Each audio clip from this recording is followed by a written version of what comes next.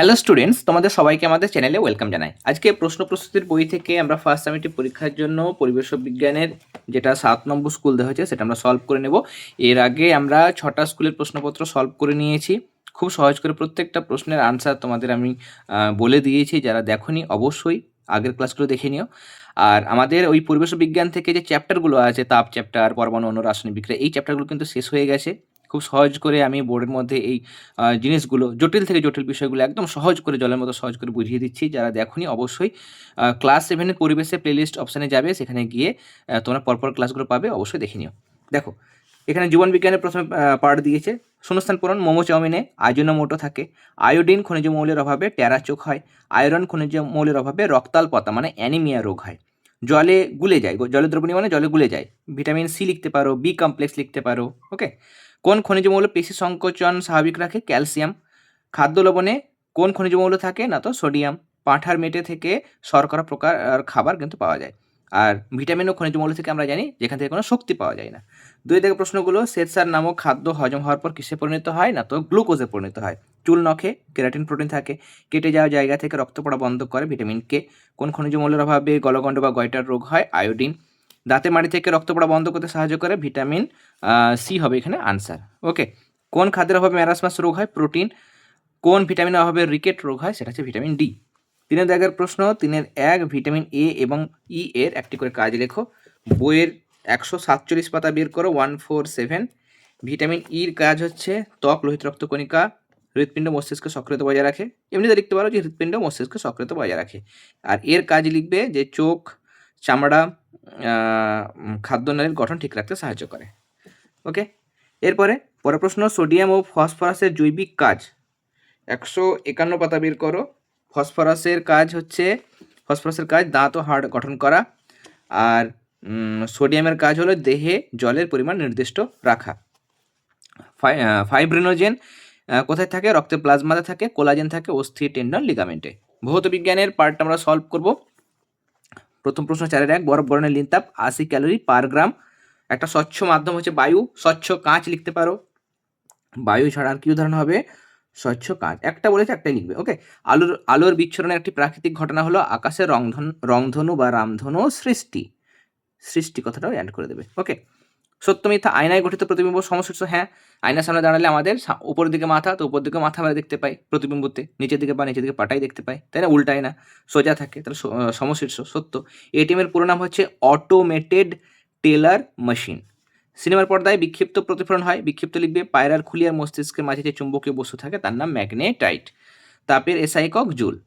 এরপরে এখানে প্রশ্ন রয়েছে আমাদের 40 ডিগ্রি সেলসিয়াস কত ডিগ্রি ফারেনহাইটের সমান? ওকে। আমি প্রান্তিক থেকে দেখাচ্ছি। 16 পাতায় উত্তর রয়েছে। আমরা সম্পর্ক জানি C/5 সমান F-32/9। সির মান কত বলেছে? 40 ডিগ্রি সেলসিয়াস। তাহলে সির বদলে 40 বসাবো, তাহলে 40/5 হলো। F-32/9 লিখলাম। 40কে 5 দিয়ে ভাগ করলে 8, 5 8 40 হয়, তাহলে 8 হলো। এবার এটা কোনাকুনি গুণ 8 9 72 হয়ে যাবে। তাহলে F-32 সমান 72। -32 সমান চিহ্ন ডান দিকে এলে চিহ্ন পাল্টে যাবে, মাইনাস হয়ে যাবে প্লাস।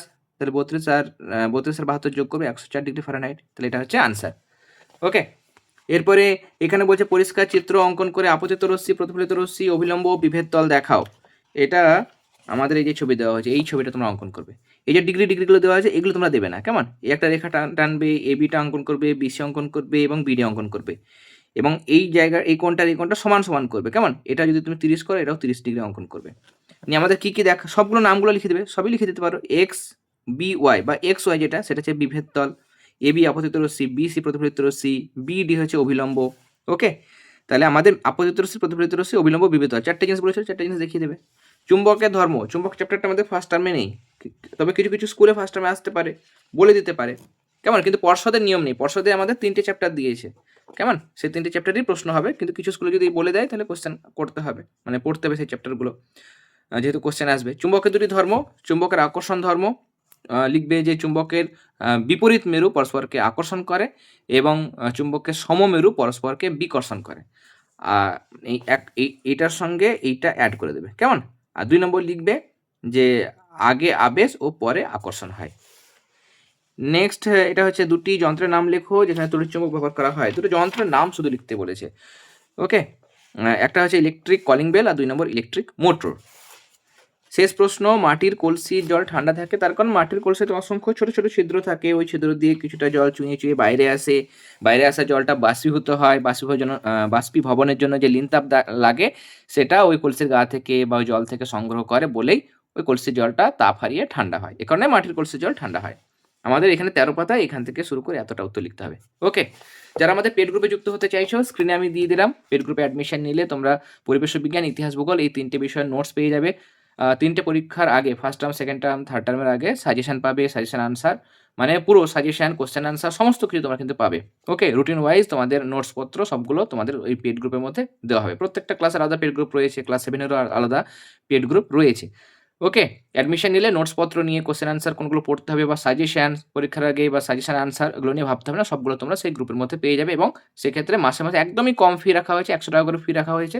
ইচ্ছুক থাকলে অ্যাডমিশন নিতে পারো, কেমন? হোয়াটসঅ্যাপ নাম্বারে যোগাযোগ করে অ্যাডমিশন নিতে পারো, মেসেজ করবে, মেসেজ করে তোমরা কিন্তু সেখানে ইনফরমেশন নিয়ে নেবে। ওকে, আর যে ক্লাসগুলো হচ্ছে সেই ক্লাসগুলো অবশ্যই দেখবে, সাবজেক্টিভ ক্লাস মানে আমাদের বিষয়ভিত্তিক ক্লাস। এই যে আমাদের এই চ্যাপ্টারগুলো যে আছে না, এই চ্যাপ্টারগুলো কিন্তু আমি খুব সহজ করে বোর্ডের মধ্যে বুঝিয়ে দিচ্ছি। তাপ চ্যাপ্টার শেষ হয়ে গেছে, এটাও কিন্তু প্রায় শেষ বোধ হয়।